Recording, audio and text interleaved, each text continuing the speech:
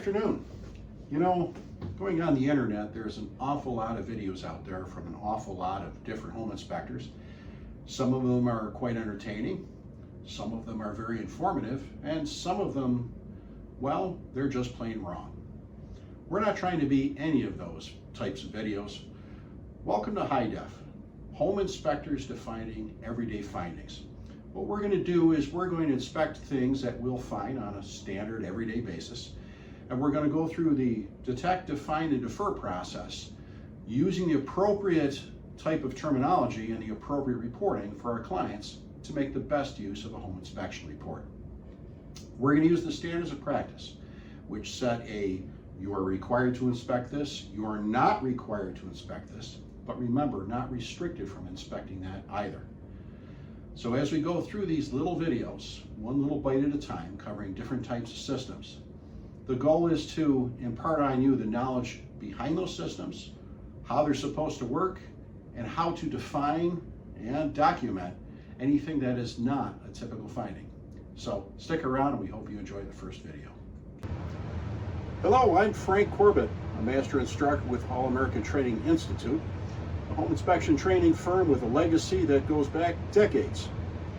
Our first video in the HIDEF series, Home Inspectors Defining Everyday Findings, is going to be with something that is commonly misquoted and misdiagnosed. We're talking about the Fieldstone Foundation. There's a lot of misunderstanding about this, but you have to go back in time to understand how and why these were built the way that they were. First off, let's define it. It is a supported footing and foundation made of natural masonry. What does that mean? Rocks, the stuff that was around us. The generation when these were built, it was prior to having drain tiles on the outside. Drain tiles, those drilled pipes that take the water away from our footing and along our foundation and move it elsewhere, well, those were not a thing at the period when these things were built. As a matter of fact, concrete block wasn't either, or what we used to call cinder block. It wasn't a thing. Using the natural materials that were around them, they would hewn the stone. That means the master masons would actually cut the stones. Maybe not as tidy as the pyramids, but very much the same way. And just like the pyramids were stable stones that were dry stacked without mortar, so is the Fieldstone Foundation. But you're saying, wait, I see mortar. Yes, you do. The mortar is there to block so soil doesn't come in. But the purpose of the Fieldstone foundations, especially in environments like here in the Great Lakes region, we knew that there was a higher water table, and if we kept that water outside, what we call hydrostatic pressure or hydrostatic force, it could actually crumble the wall.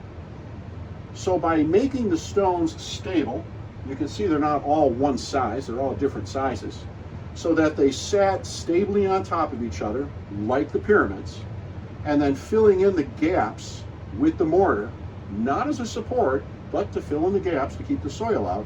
It allowed the excess water to travel through the foundation into the basements, which were not considered for game rooms or anything else at that time, and of course find its way to some sort of drainage.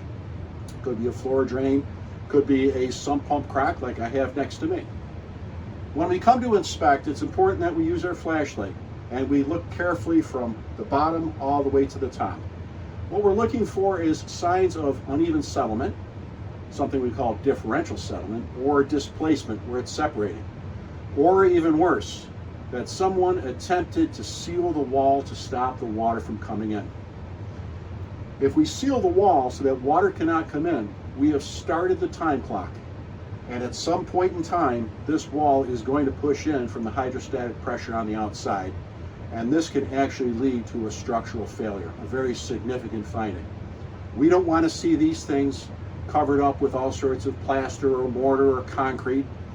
We don't want to see that they've taken them out to make larger window openings without compensating for the support that's necessary. This is a typical finding. We see different sized stones. We do see the mortar that's in between to prevent soil from coming in, and we do see that the moisture is traveling through. This is not considered a defect because it is typical for the material. Remember, as a home inspector, we're rating performance. Is it performing as it was intended at the time it was built? And does it continue to perform in that manner in a safe and acceptable fashion? Well, we have a Fieldstone foundation that was meant to be essentially a porous wall to let water in without collapsing. I see a Fieldstone foundation with its porous construction, and the water is coming in and it's discharging down into the floor drain. We would define the material as Fieldstone. Its condition without any defects is called satisfactory, and the finding of water coming through the wall would be defined as typical for the material. So when it comes to the Fieldstone foundations, wet doesn't mean bad. Wet means it's doing exactly what it was designed to do. So it is a typical finding, still gets noted in your home inspection report, you still make your client aware of it, but it would probably be a good idea to also let them know that this is something that is supposed to happen with this type of material. So if they're looking for a house that needs a whole big game room put downstairs and a wet bar and a rec room and an extra bedroom and so on, this probably isn't the best choice out there. We don't tell them to buy it or not, but disclosing that this is doing what it's supposed to be doing and wet is good, it might change their minds. I'm Frank Corbett for ATI. Hope you enjoyed this HIDEF video.